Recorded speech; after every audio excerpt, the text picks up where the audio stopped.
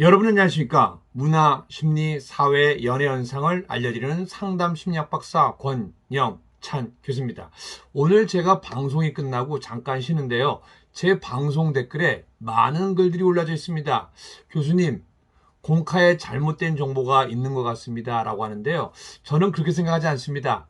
그게 아니라 안티들이 곳곳에 숨어 있는 것 같습니다. 자, 그러면 제가 잠깐 본 내용 읽어드리겠습니다. 공지를 하는 것에 많은 고민과 논의가 있었지만 기사에 대한 오해와 걱정을 하시는 식구님들이 생각 외로 많아 운영팀과 논의 끝에 간략하게나마 알려드립니다. 현재 제가 지방 출장 중이라 외부에서 폰으로 글을 올리다 보니 보기에 불편하신 점 양해 바랍니다. 그리고 댓글은 여러 부작용이 예상되어 차단하오니 좋아요로 동의함을 표시해주면 고맙겠습니다. 결론만 말씀드리자면 이번 건은 우리 가수님과는 전혀 상관없는 가수님에 대한 모욕이 아닌 권영찬 본인에 대한 모욕으로 벌금형이 부과된 것임을 다시 알려드립니다. 권영찬 본인에 대한 모욕으로 벌금형이 부과된 것임을 다시 한번 알려드립니다. 그러니까 제가 서울중앙제과점에 우리 김호중님 욕을 한 혐의에 대해서 제가 안티카페 3명을 고발 케이크를 날렸습니다. 우리 권땡땡 누나, 그리고 복실포항님, 그리고 짱나공주님, 그리고 이 내용은요, 제 사진 속에도 잘 표현되어 있습니다. 사진에 뭐라고 되어 있죠? 제가 서울중앙제과점에 갔을 적에 사진이 찍혀서 그게 온 세상에 뿌려졌습니다. 거기에 보면요, 고발장이라고 되어 있습니다. 근데 어쩌죠? 저는 심히 걱정스럽습니다. 저는 김호중님을 사랑하고 아리스 분들을 굉장히 존경합니다. 그리고 소속사도 제가 이해합니다. 공카도 이해합니다. 그런데 곳곳에 안티분들이 많이 있는 것 같습니다. 그래서 이 내용 바로 잡아드립니다. 빼도 박도 못하는 내용 알려드립니다. 자, 저는 두 군데에 고발장과 고소미 과자를 넣었습니다. 서울중앙제과점에는 제가 고발 케이크를 넣었습니다. 왜냐하면 상징적으로 안티와 강 기자의 연결고리를 끊기 위함입니다. 그리고 경찰 제과점에서 인터뷰를 하는 것보다는 서울중앙 제과점에서 인터뷰를 하는 게 훨씬 더 효과적입니다. 이때는 소속사에서도 저를 되게 밀어줬고 공카에서도 저를 되게 밀어줬습니다. 덕분에 여러분들이 네이버 1등을 3위나 만들어줬습니다. 권영찬 112. 네, 근데 그 덕분에 대기업 강연이 다 날라갔습니다. 왜냐면은 아예 작년 안에는 NGO로 권영찬 교수는 NGO이기 때문에 강연에 부르지 마라. 그래서 작년에는 뭐 중견기업, 중소기업으로 버틸 수밖에 없었습니다.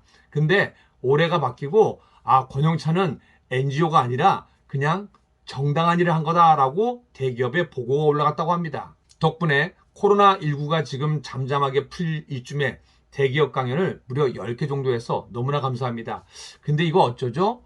제가 그 고소미 과자를 날린 8명, 11명 중에 처음에 8명을 한꺼번에 보냈습니다.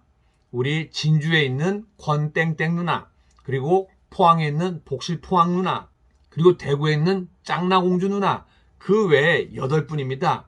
그 이후에 별밤지기 안양님은 혼자 한 명을 넣었기 때문에 그건 빨리 돼서 오히려 기소유예가 떨어졌습니다. 근데 제가 이 경찰분한테 문의를 했더니요, 이게 이렇습니다. 이곳에서 먼저 조사를 다 하고요. 경찰 제과점에 접수한 사건은요. 이곳에서 조사를 하고 진주권은 진주경찰서 제과점으로 보낸다고 합니다. 그리고 포항제과점, 그리고 대구제과점으로 보낸다고 합니다. 그리고 조사가 다 끝나면요. 그게 다시 온다고 합니다. 그럼 이 모든 게 조사가 다 끝나면은 동부지원 제과점으로 간다고 합니다. 그럼 거기에서 또 나눠서 또 그쪽에 관련된 제과점으로 보낸다고 합니다. 그러니까 시간이 좀 오래 걸리죠. 죄송한데 공카에 있는 안티 여러분들, 죄송한데 아직까지 권영찬 고소미 과자 사건은요, 송파 제과점에서 아직도 조사 중입니다. 제 말이 거짓말 같죠? 그래서 제가 사건 번호만 지우고 자료를 올려드립니다. 그리고 여기 써있죠. 권땡땡 외 8명은 현재 송파 제과점에서 수사 중이다. 자, 그러면은 결론은 뭡니까?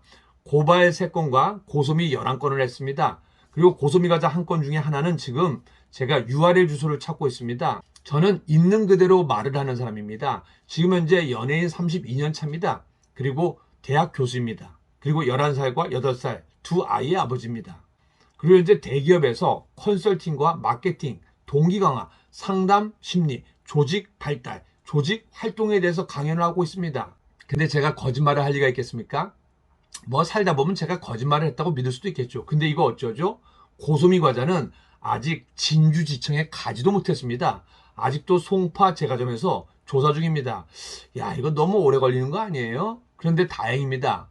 왜요? 이게 진주지청에 지금 가 있었으면 지금 같은 시간에 헷갈렸을 거 아니에요? 자, 다시 한번 보여드리도록 하겠습니다. 송파 제과점에 현재 아직도 조사 중인 게 보이시죠? 그리고 서울중앙제과점에 고발 케이크를 보낸 내용이 이제 진주지청까지 갔습니다. 그래서 세 분 중에 진주에 있는 한 분, 권땡땡 누나는 구약식으로 100만 원을 검찰에서 구형했습니다. 그리고 우리 복실포항님은 포항 쪽으로 보내줬습니다. 그리고 짱나공주님은 대구 쪽으로 보내줬습니다. 그리고 다시 한번 강조해드립니다. 제가 권땡땡 누나와 복실포항 짱나공주님을 비롯해서 11명을 했는데 처음에 8명을 한꺼번에 했습니다. 그런데 이거는 아직 송파 제과점에서 아직까지도 조사 중인 거. 그래서 제가 봤을 때는요, 한 8월이 지나고 9월쯤 돼야지 벌금형이나 기소유예가 나오지 않을까 생각됩니다. 그러면 오히려 잘 된 겁니다. 그리고 또 한 가지, 법에 대해서 아직까지도 잘 모르는 것 같습니다. 아니면 누군가 굉장히 왜곡하는 것 같습니다. 우리 아리스 분들은 바보가 아닙니다. 예방에 들어오는 분들도 전부 김호중님을 좋아하는 아리스입니다. 그런데 제가 깜짝깜짝 놀라는 건 뭐냐면요, 제가 누구라고 말하지 않겠습니다. 회계사도 있고요, 그리고 많은 전문가들이 그 아리스 집단에 있습니다. 제가 전에 말씀드렸죠, 전 방송국 사장님도 아리스로서 우리 공카에 있다고요. 그리고 마지막에 어떤 분이 글을 올려놨더라고요. 모욕죄는 제3자가 고발로 할 수 없다. 아, 세상에 이거 어쩌죠? 명예훼손, 모욕, 허위사실 유포 전부 제3자 고발을 할 수가 있습니다. 자, 그러면 궁금하시죠? 그러면은 진주지청에서 구형한 내용 보시겠습니다. 여기 뭐라고 되어 있습니까? 모욕이라고 되어 있죠? 자, 다시 한번 설명해 드릴게요. 권영찬이 고발 3건과 고소미 과자 11건을 했습니다. 고발 케이크는 현재 진주지청에서 우리 권땡땡 누나는 약식 기소로 100만 원을 받았습니다. 그리고 포항부는 포항으로 갔고요, 대구부는 대구로 갔습니다. 그런데 고소미 과자는 어디 있다고요? 아직까지 송파 경찰서에 있습니다. 이러면 되겠죠? 자, 그러면은 오늘 제가 보여드릴 내용, 우리 이포커스 TV와 제가 그동안 준비한 내용 뉴스로 전달드리겠습니다. 작년 가수 김호중 씨에게 협박과 모욕을 했던 원조 카페 회원이 벌금형을 받았습니다.